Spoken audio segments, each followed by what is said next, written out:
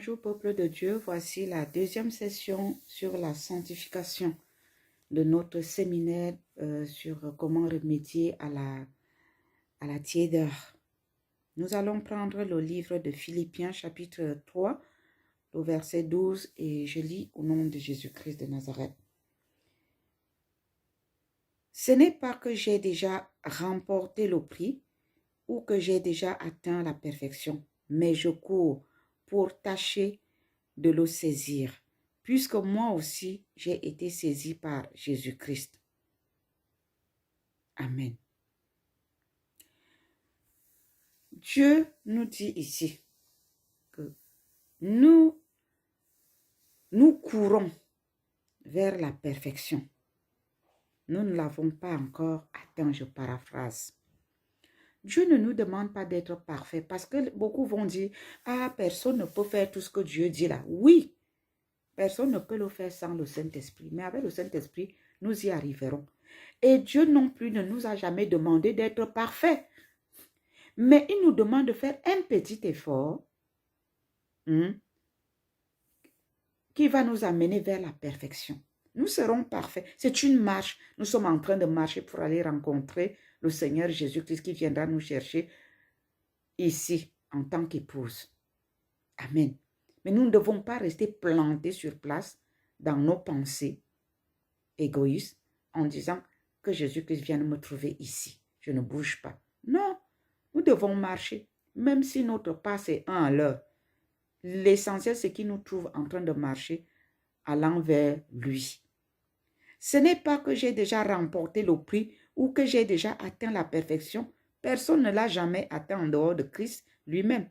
Mais je cours pour tâcher de saisir, puisque moi aussi j'ai été saisi par Jésus-Christ. Donc nous devons courir vers Jésus-Christ, vers la perfection. Nul n'a jamais atteint la perfection en dehors de Christ. Nous devons courir vers la perfection. Dieu n'a pas dit que vous soyez parfaits, que nous serons parfaits étant dans ce corps de chair. C'est impossible. Parce que nous sommes nés d'Adam et d'Ève, issus du péché originel. Mais maintenant, nous ne devons pas rester là, bras croisés. Nous devons faire des efforts. Et le Saint-Esprit nous aidera. Dieu veut voir les intentions de nos cœurs. Est-ce que nous avons la volonté? Est-ce que nous sommes rebelles? Est-ce que nous sommes obéissants? C'est tout ce qui l'intéresse. Maintenant, la vitesse à laquelle nous allons dépend du Saint-Esprit et de la décision de chacun. Donc, il ne faut pas dire, voilà, je ne peux jamais arriver. Non, essaye quand même. Et le Saint-Esprit viendra à ton secours.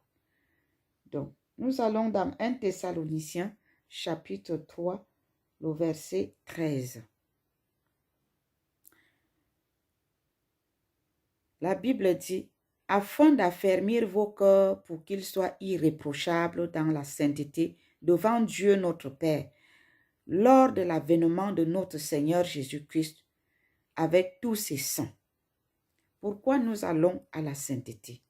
Pourquoi nous devons tendre vers la sainteté? Parce que tout simplement, nous nous préparons pour la deuxième venue de Christ, qui viendra chercher son épouse que nous sommes. Et il viendra nous chercher avec des cœurs qui seront irréprochables, des cœurs purs. Et comment avoir ce cœur pur? Comment avoir un cœur irréprochable? Tout commence par les pensées. Et Josué nous a dit que ce livre de la loi ne s'éloigne pas de vous. Méditez-le jour et nuit. Alléluia. Nous devons méditer, nous devons prier, sanctifier, sachant que le Seigneur Jésus reviendra nous chercher et il doit revenir nous trouver avec des cœurs qui soient irréprochables dans la sainteté devant Dieu, des cœurs sans tache ni ride, des cœurs purs. Il dit, afin d'affermir vos cœurs, nous devons le rechercher, lire sa parole, prier avec, pour qu'il nous raffermisse nos cœurs. S'il raffermit nos cœurs dans la sainteté, dans la lecture biblique, dans la méditation, dans la prière, si nos cœurs sont raffermis dans la prière et dans la méditation, nos cœurs seront sans reproche.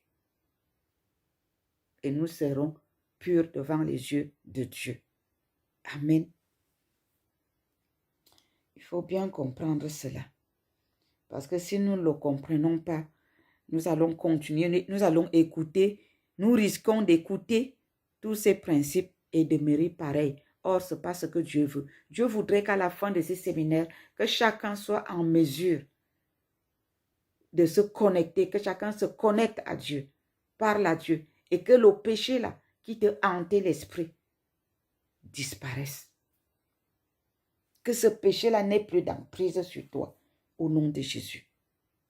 1 Thessaloniciens chapitre 4, le verset 7, j'ai lu au nom de Jésus.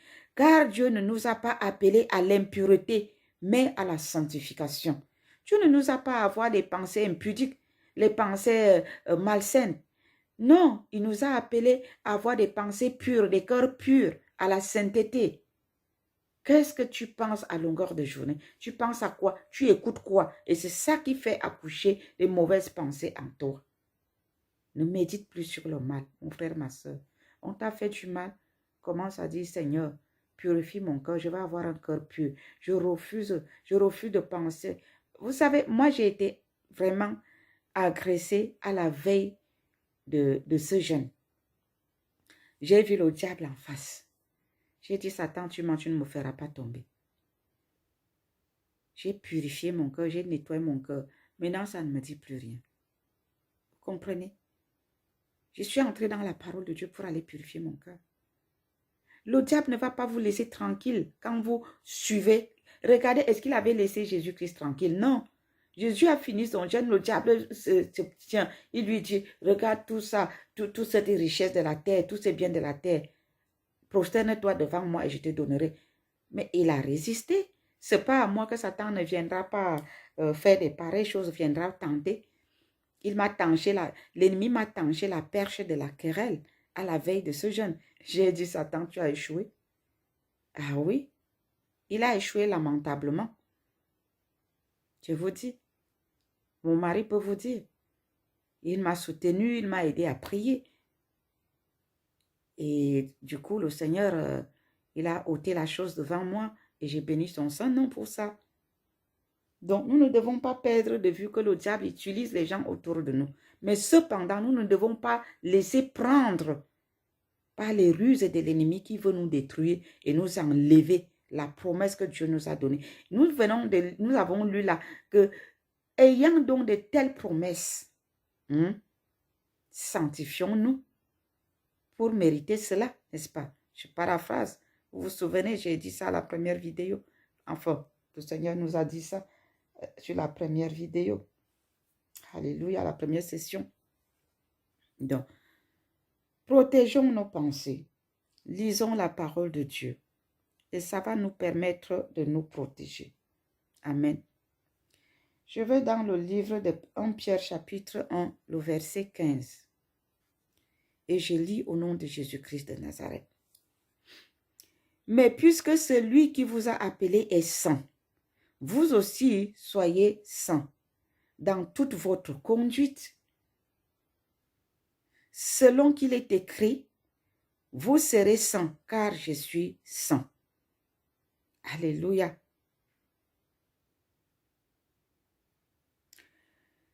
Comment se sanctifier et être saint comme le Seigneur Jésus-Christ lui-même est saint dans les pensées? C'est là où le Seigneur m'a montré la chose. Les pensées, nos pensées, nous devons les sanctifier par la lecture biblique. Tout tourne autour de la parole de Dieu, de la méditation et de la prière. Jésus-Christ est saint. Et il nous dit aussi d'être saint comme lui-même, il est saint. Amen. Je suis saint. Soyez saints. Et comment faire pour être saint dans ce monde pervers, méchant, rempli de ruses? Nous devons nous purifier, prendre la douche dans nos pensées avec la parole de Dieu. C'est tout. 1 Pierre chapitre 3, verset 13 nous dit, et qui vous maltraitera si vous êtes zélé pour le bien.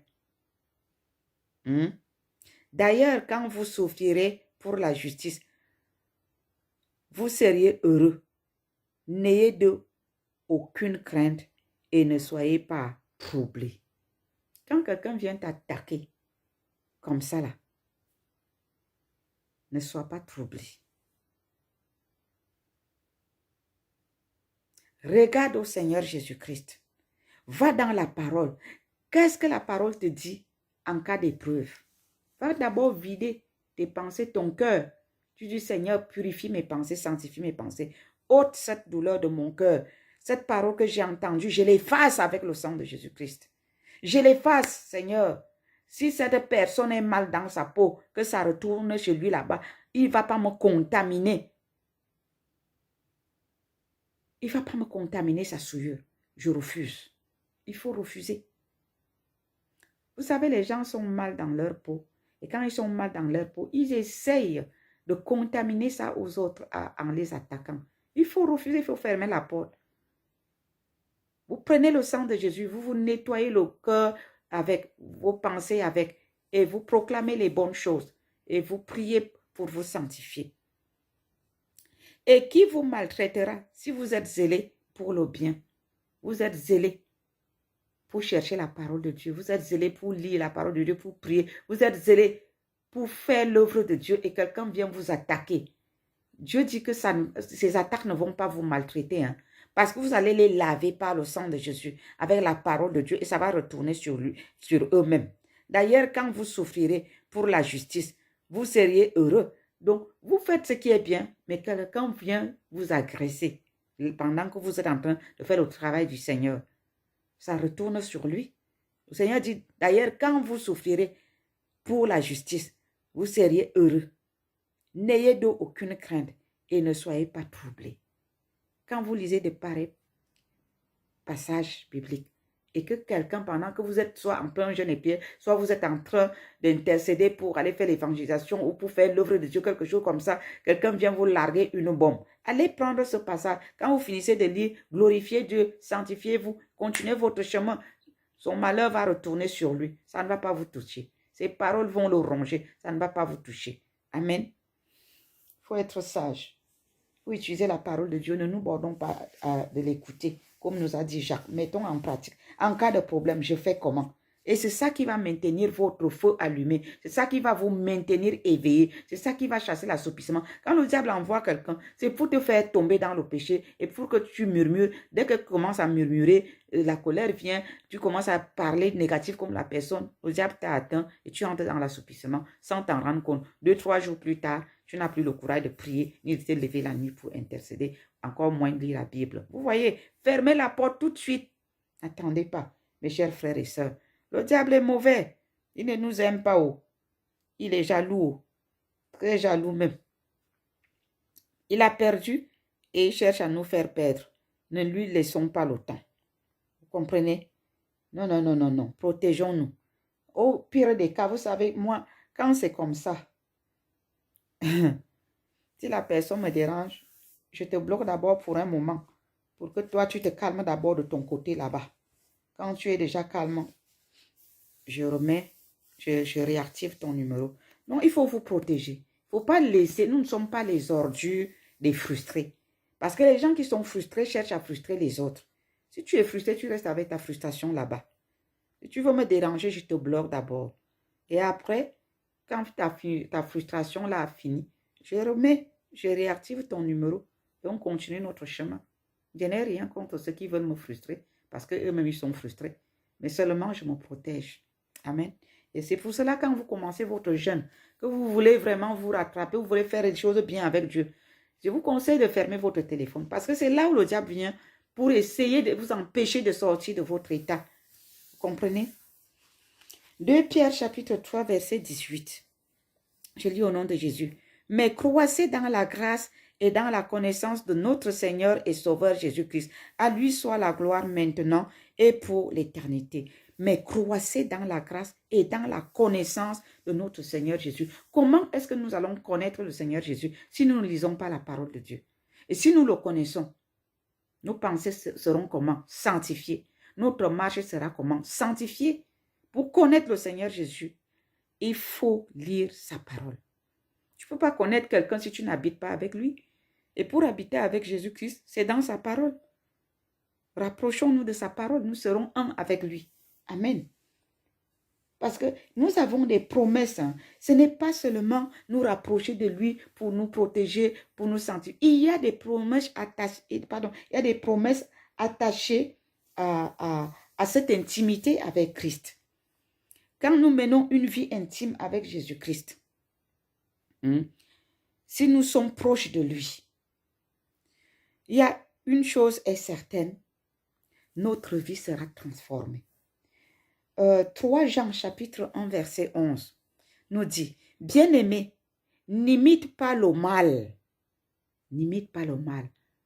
Je vous ai dit tout à l'heure que quand un frustré vous attaque et que vous êtes dans votre coin en train de chercher Dieu, il ne faut pas lui répondre selon ses attaques. Ne l'imite pas. N'entre pas dans son jeu. Parce que lui, il est déjà mal. Hein? Parce qu'il a rétrogradé et il veut maintenant faire rétro. Parce que le diable a échoué. Et il cherche à faire échouer les enfants de Dieu. Donc, il ne faut pas l'imiter. Bien-aimé, n'imite pas le mal, mais le bien. Celui qui fait le bien est de Dieu. Celui qui fait le mal n'a point vu Dieu. Ça veut dire quoi? Imiter le bien veut dire quoi? Rentre dans la parole de Dieu. Fais ce que la Bible te dit quand tu es attaqué. Tu fais quoi? Tu purifies tes pensées. Tu sanctifies tes pensées. Tu lis la parole. Tu pries avec. Tu rejettes la méchante parole que le diable t'a envoyée à travers son agent. Amen.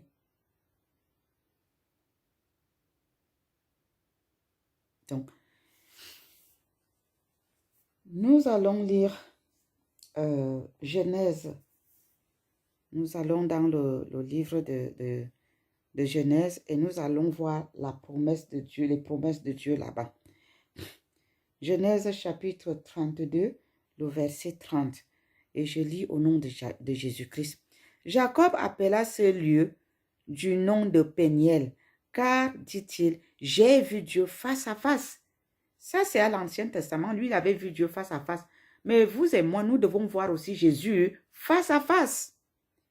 Et mon âme a été sauvée. Mais si nous voyons Jésus face à face, et nous allons le voir face à face dans sa parole, dans la méditation, dans la prière, dans la communion avec Dieu. La prière, c'est une conversation entre Jésus et nous. Car, dit-il, j'ai vu Dieu face à face et mon âme a été sauvée. Vous voyez? Si nous voyons Jésus face à face, voir Jésus face à face, ce n'est pas physiquement. Hein? Je veux dire la communion cœur à cœur. Hein? Nos âmes seront sauvées des embrouilles de l'ennemi, des agressions spirituelles que l'ennemi nous envoie. Vous comprenez? C'est une belle promesse. Voir Dieu face à face. Aller vers lui. Nous allons le trouver. Et si nous sommes face à face avec Dieu, vous connaissez la suite. Amen. Nous devons chercher la rencontre permanente avec Dieu, avec Jésus-Christ. Ça ne doit pas être... Parce qu'il y a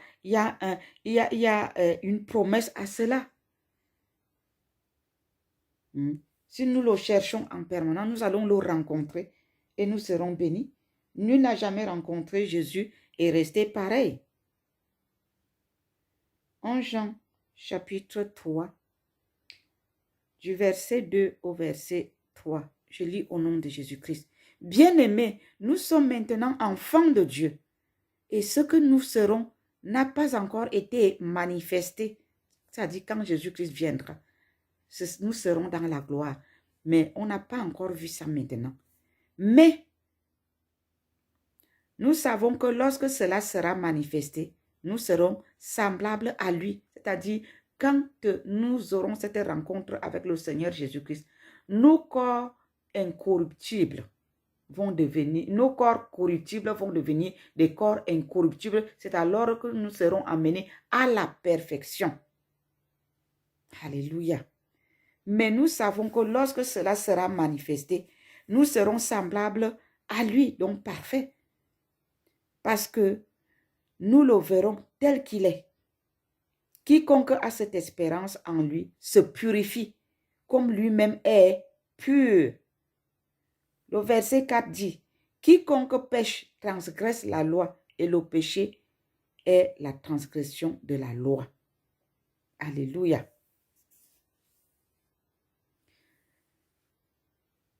Dieu est pour nous une haute retraite. Nous ne pouvons plus nous réfugier dans nos murmures, dans nos raisonnements. Nous devons aller nous réfugier auprès de Dieu lorsque nous sommes attaqués. Parce que l'ennemi attaque nos pensées pour nous tirer en bas, nous amener dans la tiédeur et nous accuser. Pour échapper à cela, nous devons aller trouver notre refuge auprès de Dieu. Il dit qu'on n'a pas encore manifesté ce qu'on sera.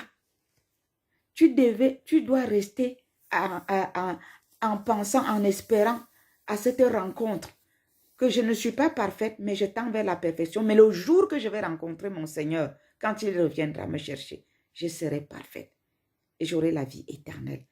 C'est une belle promesse de savoir que à la rencontre de Jésus, nous irons à la vie éternelle et non à l'étang de feu. Alléluia. Quiconque a cette expérience en lui se purifie. L'espérance que nous avons en Jésus-Christ pour la vie éternelle doit nous conduire à la purification. Ce n'est pas pour vous faire peur en disant que certains iront à l'étang de feu comme la Bible le dit, mais pensons à ce qui est bien. Nous irons au ciel avec lui. Nous régnerons avec lui. Pensons à cela. C'est une bonne chose. Apocalypse chapitre 21, le verset 24. Je vais lire au nom de Jésus. Les nations marcheront à sa lumière et les rois de la terre y apporteront leur gloire. Alléluia. Ces portes ne se fermeront point le jour, car là, il n'y aura point de nuit. On y apportera la gloire et l'honneur des nations. Il n'entrera chez elles rien de souillé, ni personne qui se livre à l'abomination et au mensonge. Il n'entrera que ceux qui sont écrits dans le livre de vie de l'agneau. Voilà donc la promesse qui nous motive à sanctifier nos pensées. N'est-ce pas glorieux? N'est-ce pas magnifique? N'est-ce pas excellent? Oh rababagaba shenderi yababagaba shere kori yababagaba shenderi yamamagaba she kiri yamamagaba shiboro bata sankara bari de boshire. Alléluia, purifions-nous, sanctifions nos pensées, restons accrochés à Dieu. La sanctification doit être notre lot. Alléluia. Oh Jesus, merci Seigneur. Merci mon Dieu. Apocalypse chapitre 22, le verset 3, du verset 3 au verset 4. Je lis au nom de Jésus. Il n'y aura plus d'anathème. Le trône de Dieu et de l'agneau sera dans la ville. Ses serviteurs le serviront et verront sa face. Alléluia. Et son nom sera sur leur front. Quelle belle promesse. Nous ne nous sanctifions pas en vain. Nous ne restons pas éveillés en vain. Nous ne méditons pas sa parole en vain. Nous n'allons pas faire cette rencontre avec lui en vain. Son nom sera écrit où? Sur nos fronts. Et ceux-ci m'appartiennent. Mon nom sera écrit sur le front de mon Seigneur. Hey, alléluia. Sur mon front, le nom de Jésus-Christ sera écrit. Le nom de Jésus-Christ sera écrit sur ton front, ma soeur, mon frère.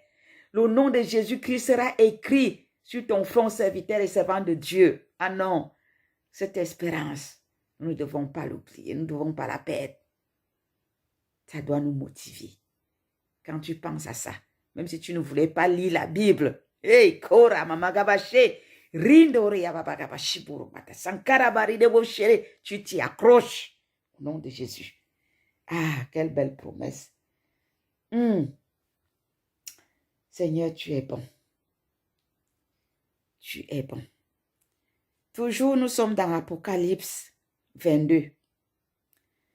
Le verset 11 nous dit que celui qui est injuste soit encore injuste, que celui qui est souillé se souille encore et que le juste pratique encore la justice. Nous avons choisi le camp des justes. Et Dieu nous dit que nous devons pratiquer la justice de plus en plus. Ceux qui sont là pour traumatiser les enfants de Dieu, c'est leur travail, ils n'ont qu'à traumatiser. Mais toi, mon frère, ma soeur, qui a choisi de te sanctifier, de jeûner, lorsqu'on planifie un jeûne, on dit jeûnons, tu entres dans le jeûne. Prions, tu entres dans la prière. Alléluia. Dieu te dit, n'arrête pas de jeûner, n'arrête pas de prier, n'arrête pas de méditer la parole de Dieu. N'entre pas dans le camp de ceux qui se révoltent, de ceux qui trouvent qu'ils n'ont pas le temps de jeûner, ils n'ont pas le temps de prier, ils n'ont pas le temps de se sanctifier. N'entre pas là-bas, laisse-les faire. Mais toi, tu as choisi de jeûner, tu as choisi de méditer la parole, tu as choisi de prier, reste éveillé. La Bible dit que le juste pratique encore la justice. Et que celui qui est saint se sanctifie encore. Mon frère, ma soeur, tu as choisi de te sanctifier. Tu as choisi de rester devant la face du Seigneur, d'être mari. Tu as choisi la bonne part. Demeure au pied du Maître. Tu seras un disciple accompli. Et le nom de Jésus-Christ, ton roi, sera écrit où? Sur ton front. N'est-ce pas merveilleux comme promesse? N'est-ce pas merveilleux? Le verset 12 dit, « Voici, je viens bientôt et ma rétribution est avec moi, pour rendre à chacun selon ce qu'est son œuvre. » Mon frère, ma soeur, ton œuvre, c'est quoi? C'est de contrarier les leaders quand ils veulent te conduire dans la méditation. C'est de contrarier tes pasteurs lorsqu'ils te demandent de jeûner, de prier pour toi-même. C'est de contrarier les serviteurs et servants de Dieu qui œuvrent pour faire avancer l'œuvre de Dieu. C'est de contrarier ton frère, ta soeur qui veut te donner les conseils. Ton œuvre, c'est lequel? Ou alors ton œuvre, c'est de jeûner quand on vous dit de jeûner. C'est de prier quand on vous dit de prier. C'est de méditer quand on vous dit de méditer. Dieu dit, je suis, il dit, voici, je viens bientôt. Et ma rétribution est avec moi pour rendre à chacun selon ce qu'est son œuvre. Si ton œuvre, c'est de détruire ceux qui bâtissent, tu auras ta part. Si ton œuvre, c'est de bâtir avec ceux qui bâtissent, tu auras ta part. Dieu dit, chacun selon son œuvre. Chacun selon ce qu'est son œuvre. Verset 13. Je suis l'alpha et l'oméga, le premier et le dernier, le commencement et la fin. Heureux ceux qui lavent leurs robes, afin d'avoir droit à l'arbre de vie et d'entrer par les portes dans la ville. Alléluia. Heureux ceux qui lavent leurs robes. Ça, c'est le moment de laver nos robes. Ça, c'est le moment de se sanctifier. C'est le moment de nous rapprocher de Dieu. Ce n'est pas le moment de contrarier l'œuvre de Dieu, de contrarier ceux qui bâtissent le mur, le mur qui s'est écroulé. C'est le moment de rentrer dans la construction des murs de nos vies qui se sont écroulés, que Satan a fait tomber. Ce n'est pas le moment de se lever et de dire, si vous bâtissez, moi je détruis. Non, mon frère, ma soeur, les temps sont mauvais. Il s'agit de nos vies. Vous ne détruisez pas les autres, vous détruisez vous-même. Heureux ceux qui lavent leurs robes, afin d'avoir droit à l'arbre de vie et d'entrer par les portes dans la ville. Dieu dit, dehors les chiens, les enchanteurs, les impudiques, les meurtriers, les idolâtres et quiconque aime et pratique le mensonge. Moi, Jésus, j'ai envoyé mon ange pour vous attester ces choses dans les églises. Dieu appelle ses serviteurs et ses servants, ses anges, parce qu'il met ses paroles dans nos bouches pour aviser son peuple de ce qui va se passer.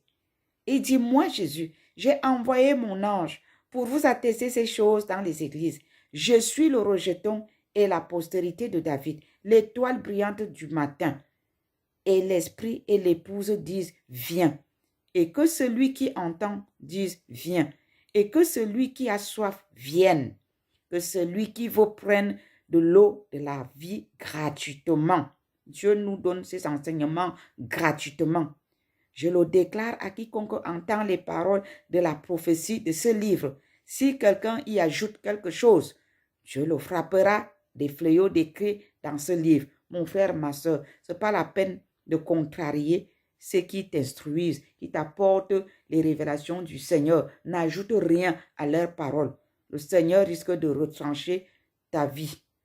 Ce n'est pas moi qui le dis, il dit. Et si quelqu'un retranche quelque chose des paroles du livre de cette prophétie, Dieu retranchera sa part de l'arbre de la vie et de la ville sainte, décrit dans ce livre.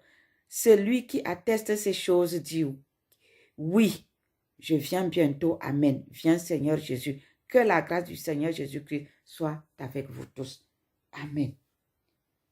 Voilà la fin de cette session sur la sanctification. Que le Seigneur vous bénisse. Je n'ai plus rien à ajouter.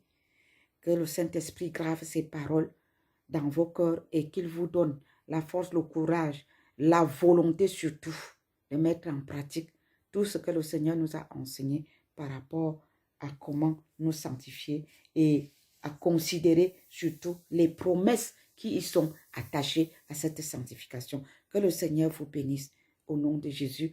La prochaine session sera sur l'obéissance. Nous avons fini avec la prière, la méditation, le jeûne, la sanctification. Maintenant, nous allons, la prochaine session sera sur l'obéissance. Soyez bénis.